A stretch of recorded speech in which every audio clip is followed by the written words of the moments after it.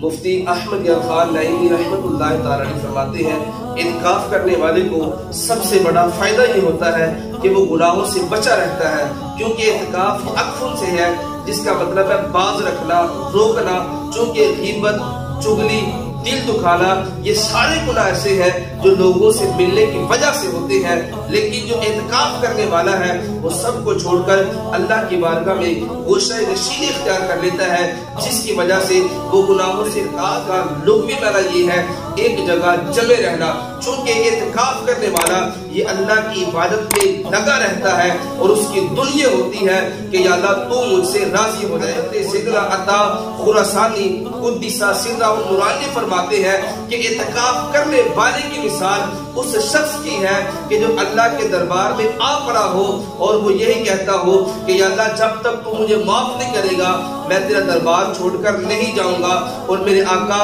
صلی اللہ علیہ وآلہ وسلم نے ارشاد فرمایا کہ جو 10 دن کا اعتکاف کرتا ہے اللہ تبارک و تعالیٰ اس کو 2 حج اور 2 عمروں کا ثواب عطا فرماتا ہے۔ سیدنا حسن بصری رضی اللہ تعالیٰ عنہ فرماتے ہیں کہ اعتکاف کرنے والے کو ہر روز 1 حج کا ثواب ملتا ہے۔ حضرت عائشہ صدیقہ طیبہ طاہرہ